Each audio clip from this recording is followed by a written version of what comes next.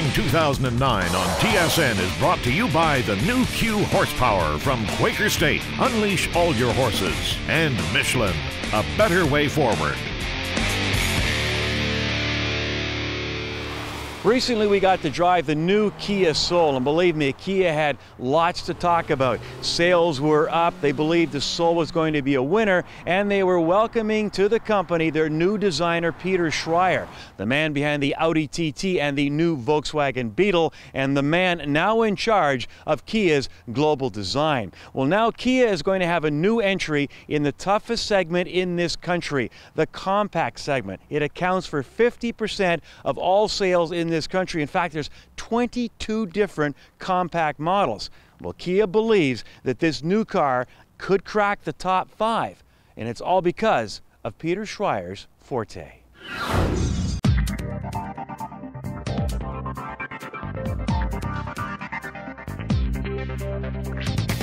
The car is brand new. Every aspect of the vehicle is totally replaced from ground up. It's bigger, it's more powerful, it's roomier, and more fuel efficient. Overall, it's a phenomenal revision over the previous Spectra that we replaced.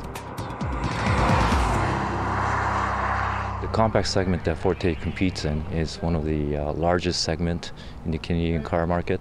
It accounts for about 50% of car sales in Canada. It is a tough segment, and I mean, you take a look at this car, and as much as Kia wants to try and say it differentiates itself from this Corolla and the Mazda 3 and the Civic, I honestly think it's probably closer to those vehicles than it ever has been. And you could get into one of those vehicles and go right into a different brand, a different make, and if you just close your eyes and while you're driving, you really have a hard time differentiating the quality of one from the quality of the other. It's a really, really tough segment, and especially in Canada.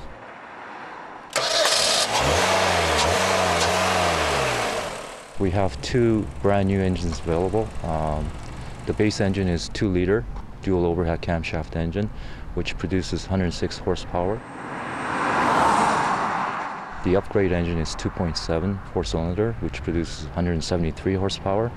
So this 2 engines are brand new. Compared to the old Spectra engine, there's no comparison between the 2 powertrains. The Kia Forte comes in 3 models, the LX, the EX, and the SX, and Kia believes that the EX will be the big seller. It's priced about $18,000, but you're getting lots of goodies. I mean, along with ABS brakes, you're getting hands-free Bluetooth, you're getting heated seats, you're getting heated mirrors. Also, you're getting an integrated turn signal, electronic stability control, and the list goes on. Sounds like a good deal to me, but Kia would rather call it added value. The best players that currently are available in this segment are Honda Civic, Corolla, and Mazda 3. We can go toe-to-toe with any of these manufacturers in terms of power, handling, and safety features, but most importantly, we have the best value that we can offer against our competition. You know what? I got into a car, and I mean, obviously it starts at $15,000, and we got into one of the top-of-the-line cars, and my first impression of it was that the interior looked like an entry-level car. Now, if I'm with my buddy and I say, oh, guess how much I paid for this car, and he looks around and says $15,000, and I know I paid $22,000, then obviously I didn't get my value out of that car. They pack a lot of equipment into their cars, so you get a lot of equipment for the money, but you look around some of those interiors and they still look like entry-level cars. Given all the refinements that we have made, we're not going to be taken lightly. We don't offer the lowest price, but we do offer superior value for the money, and we can go toe-to-toe with all the features and all the new technology that's been developed in the new model. The car itself is very light. The suspension is a bit on the firm side, which I don't think is much of a difference from the car it replaces, the Spectra, but it's certainly in keeping with that market. Firm, handles relatively well. The ride itself is not unobtrusive, and it looks like it'll cruise around all day on a bucket of fuel.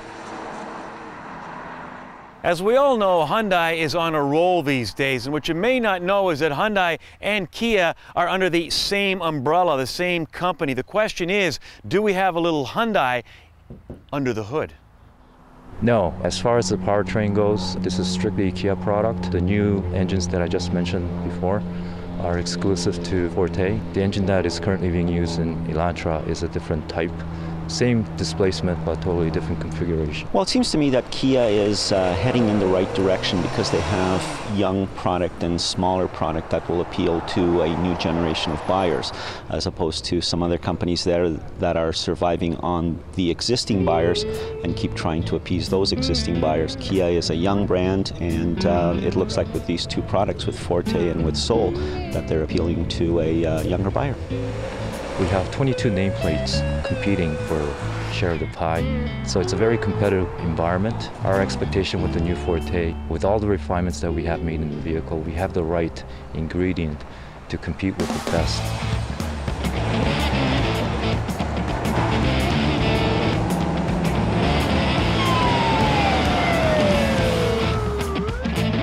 Would I ever encourage anyone to break the law? Who, me? More later on Kenzie's Corner.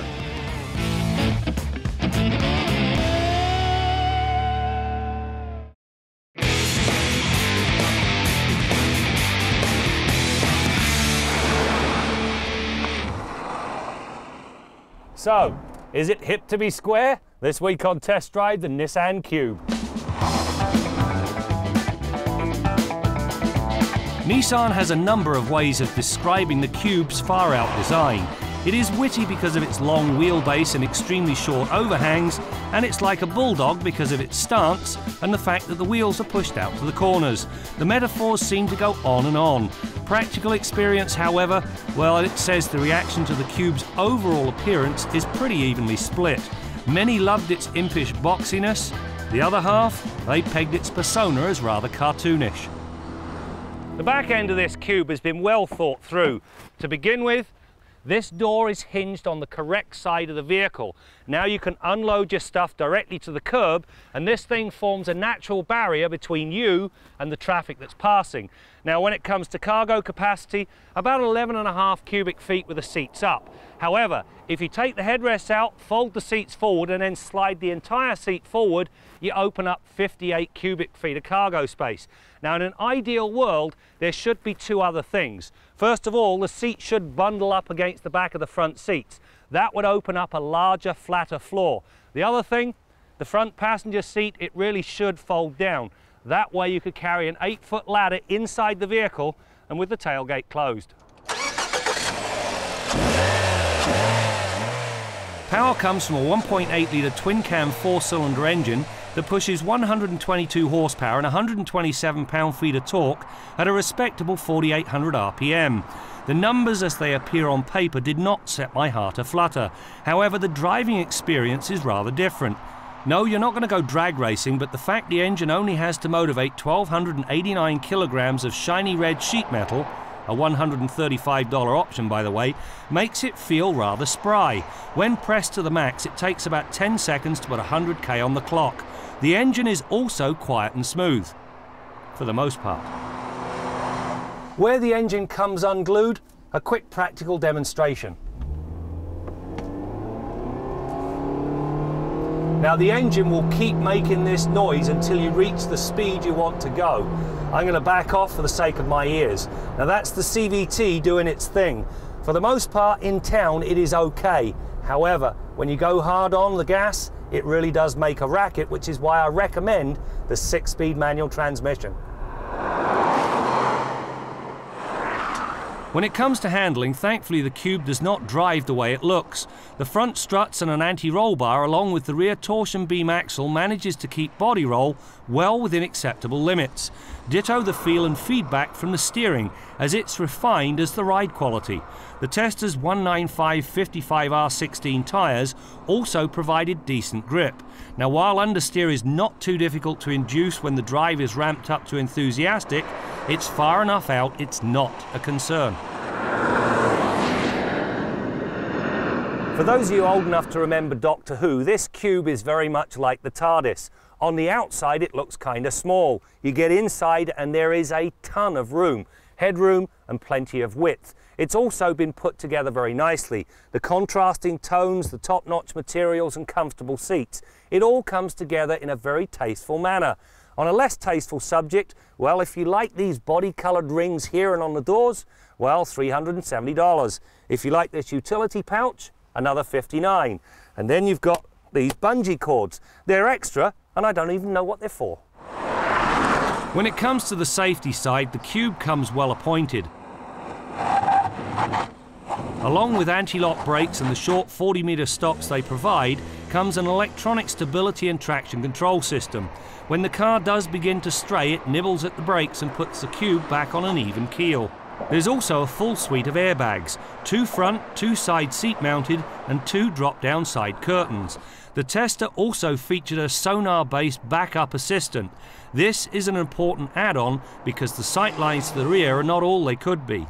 It's also a bargain because it arrives with the upgraded audio package and Bluetooth for just $800. In spite of my criticisms, I actually enjoyed driving the Cube.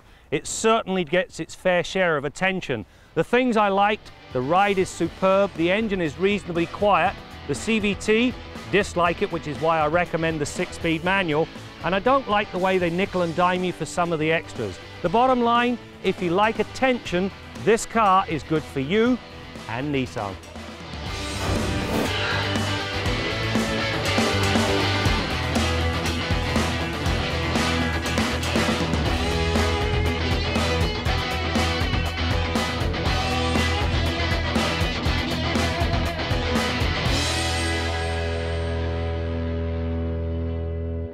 Make sure you check out the Motoring website at motoringtv.com.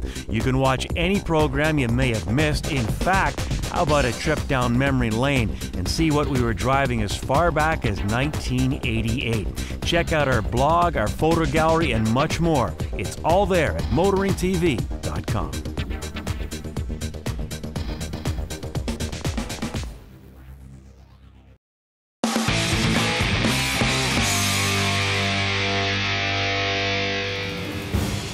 I mean, it's a V8 supercharged engine, 5.5 liters. It produces 617 horsepower, over 550 pounds of torque.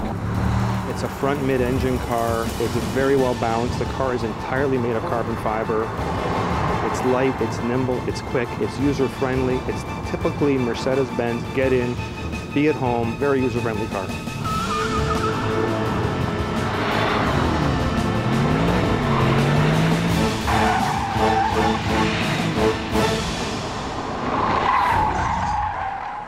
If you were watching closely earlier in the program, you may have seen that Ontario Provincial Police Cruiser making a quick U-turn and giving chase to yours truly driving the Kia Forte. Well, I'm happy to report that I had not broken any laws. He just saw the motoring license plate, wanted to make sure we had the paperwork, which we did, and he also added, I really like the program, which is always nice to hear. And he also said, for you people at Kia, he likes the Forte. All right, let's head to the Quaker State Garage and join Bill Gardiner.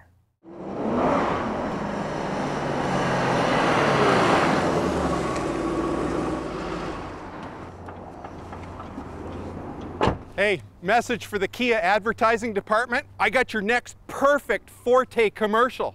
Brad Diamond pulls into the shot. Maybe you can use the existing footage we have. And he jumps out of the Forte with the cop about to put the cuffs on him. And he says, driving for a week without avoiding the police? Not my forte. But that is. It'd be perfect.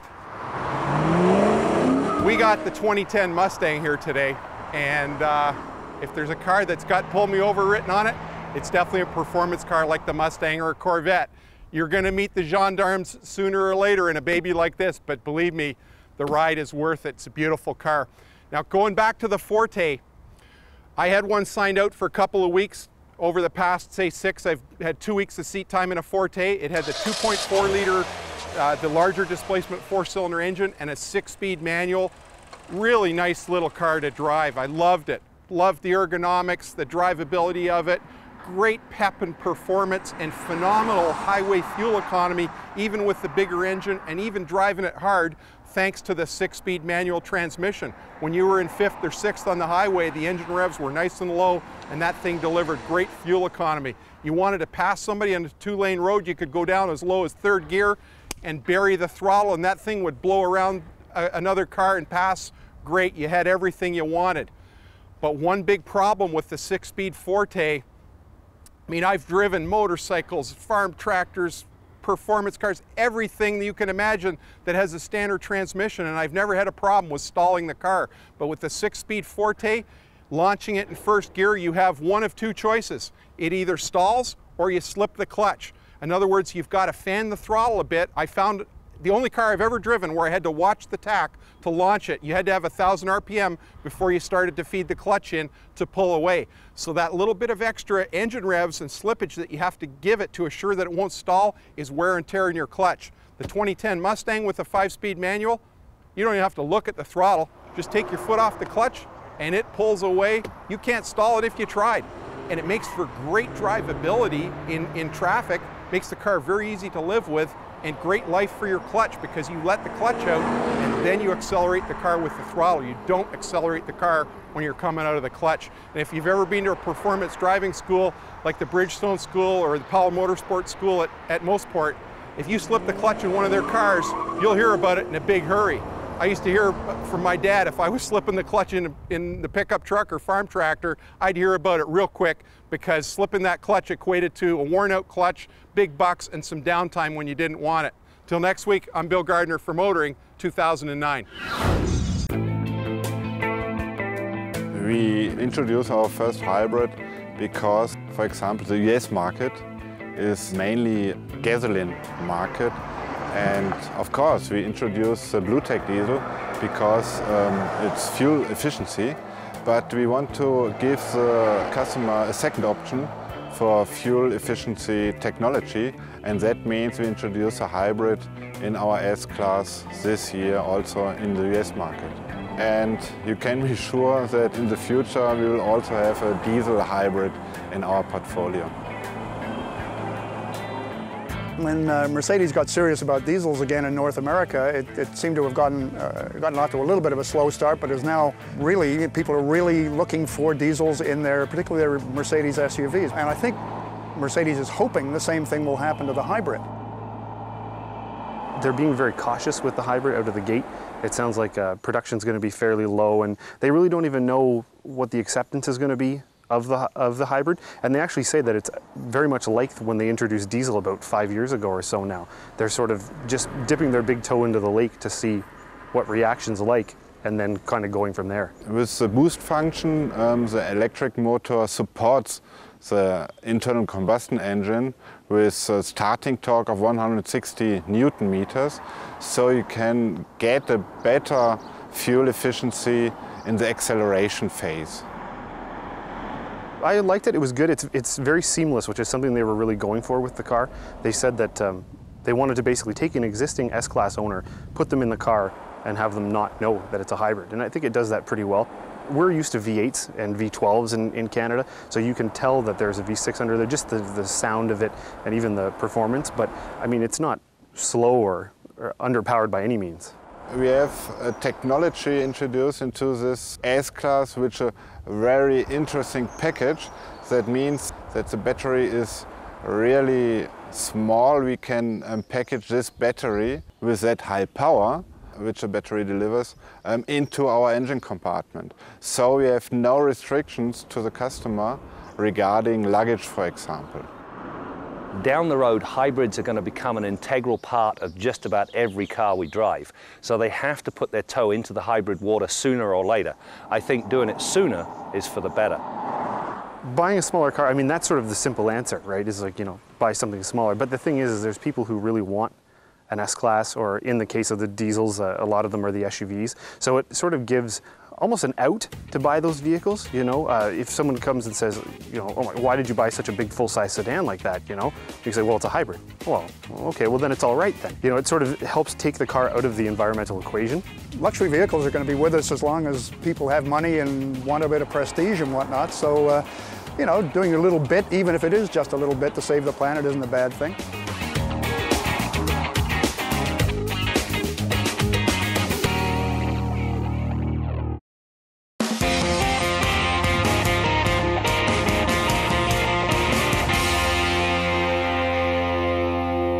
Don't you just hate it when you're at an intersection and somebody's waiting to turn left but stays behind that white line so that no more than one car can get into that intersection? So when the light does go yellow, only one car makes that left turn. Don't you just hate that? Well, I hate it too. But you know what?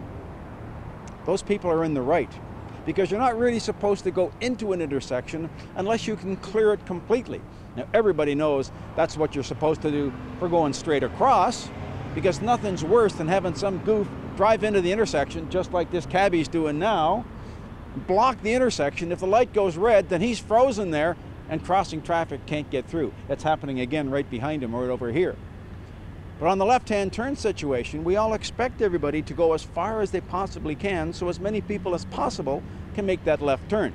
Now, it's particularly dangerous if motorcyclists get out into that intersection, because if somebody runs the red, they're going to get creamed. So what are we supposed to do? Are we supposed to obey the law, stay behind that white line, and have only one guy get through on each left turn red light? Well, I know what I'm going to do. I'm going to keep breaking the law. I'm Jim Kenzie. The Oxford Dictionary definition of Forte is something that one does particularly well.